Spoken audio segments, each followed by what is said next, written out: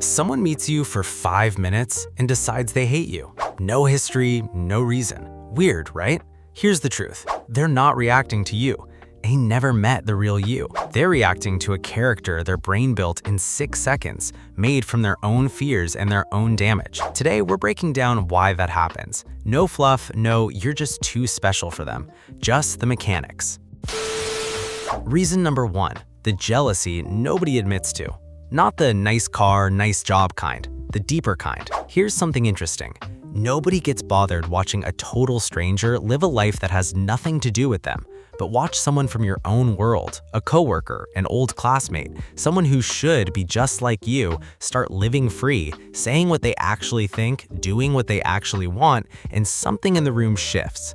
Psychologists who study envy have found this pattern again and again.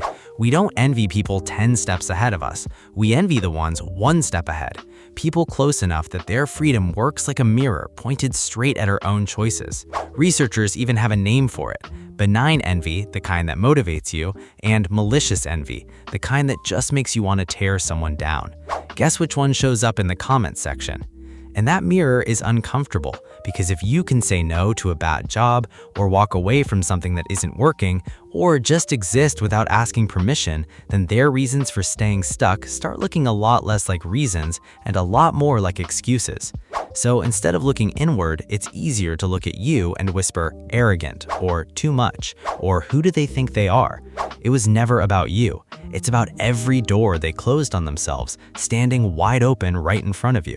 Reason number 2 goes back further than modern psychology. It goes back to how groups survive. Every group of humans, a family, a friend circle, an office, runs on an invisible rulebook. Who's in charge? Who talks first? Who absorbs the blame? Who keeps the peace? Nobody writes this rulebook down. Everybody still follows it. Now picture what happens when someone new walks in with real skill, real charisma, or an idea nobody asked for, and the old rulebook stops making sense. Machiavelli wrote about this exact problem 500 years ago. He said nothing is harder or more dangerous than introducing a new order of things, because everyone who benefited from the old system becomes your enemy, while the people who'd actually gain from the new one barely lift a finger to defend you. Picture the friend group where everyone's stuck in the same routines, the same jobs, the same weekend plans, and then one person starts a business, moves cities, changes their entire life. Watch how fast that group chat goes quiet. That's every office that quietly freezes out the new hire who's too good, too fast. The group isn't attacking your personality, it's defending its structure. And structures rarely defend themselves with logic. They defend themselves with gossip, cold shoulders, and very convenient rumors. Reason number 3 explains the accusations that make 0 sense. This one comes straight from Carl Jung, and he called it projection. Here's the short version. Everyone carries a hidden side, the traits, urges, and insecurities they can't stand to admit are theirs, and the mind has a trick for handling that. Instead of facing the trait, it finds someone else to hang it on. So the person who calls you arrogant out of nowhere, watch them closely. They're usually the one quietly obsessed with status, the one who suddenly treats you like a threat, competing with you or undermining you for no clear reason, is almost always wrestling with their own insecurity, not yours. The one who keeps insisting your confidence is fake, they should check their own mirror first. Jung's point wasn't that these people are evil, it's that the mind will do almost anything to avoid sitting with its own discomfort, including handing that discomfort straight to you, gift-wrapped as an insult. This is exactly why arguing your way out of these accusations rarely works. You can't logic someone out of a projection because it was never about facts in the first place. It's a pressure valve, and you just happened to be standing close enough to catch the release. Reason number 4 is simpler and way more common than people admit. They don't like you because you told them no. Think about it. A boundary isn't just a sentence, it's a transfer of power. The moment you say, I'm not available for that, or I don't owe you an explanation, you take something away from someone who is used to having it. Your time, your compliance, your silence. Think of the friend who calls every time there's a crisis, expecting you to drop everything, no questions asked. Then one day you don't. You just say, I can't today. Watch what that does. That's not a small moment for them. That's the first crack in a system they built their entire relationship with you around. There's real research behind why this stings so much. Psychologists call it reactance. When people feel a freedom they were used to has been taken away, their brain reacts almost like they've lost something physical, and that loss comes out as anger, not logic, anger. So when you stop absorbing a friend's guilt trips, or stop covering for a coworker, or stop being the family member who always says yes, you're not just setting a boundary, you're breaking a habit. And breaking someone's habit rarely earns a thank you. It usually earns cold or different lately, or their personal favorite, arrogant. It's not arrogance, it's just the first time they've heard the word no and actually had to deal with it. Now, before this turns into an excuse to never look inward, let's be honest for a second, because that's part of the deal too. All 4 of these reasons are real, but they stop applying the moment you're the common denominator everywhere you go. If you're getting frozen out at work and pushed away from friends and there's constant tension at home, that's not 4 unrelated coincidences. That's one variable showing up in every single equation, you. Maybe it's control, maybe it's needing the last word in every conversation.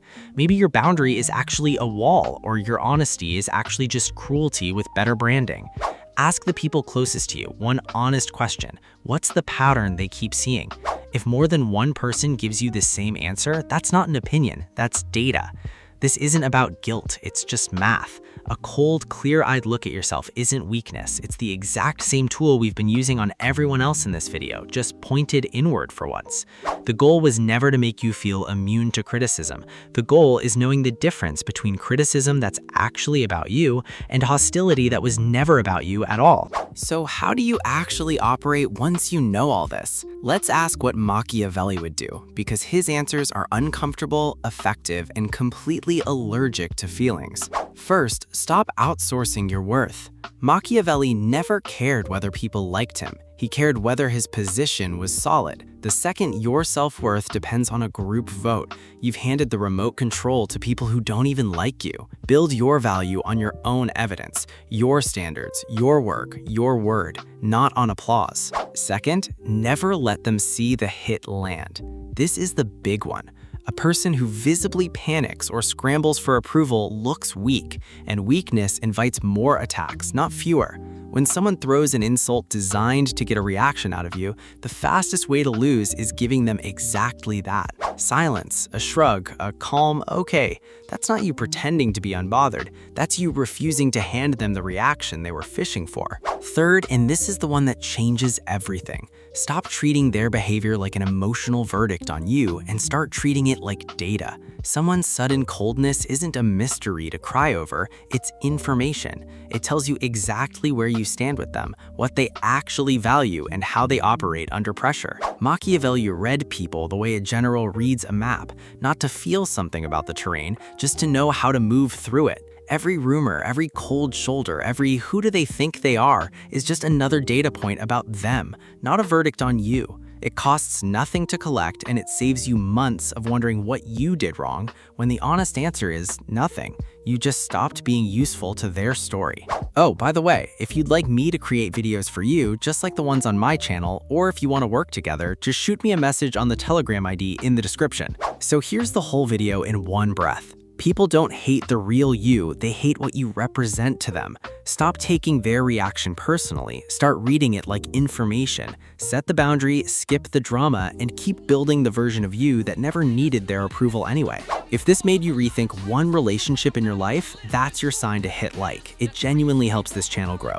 Subscribe if you want the next video on spotting toxic people before they even get close, and comment one word. Which of these 4 hit closest to home? I actually read every one. Until the sky falls down.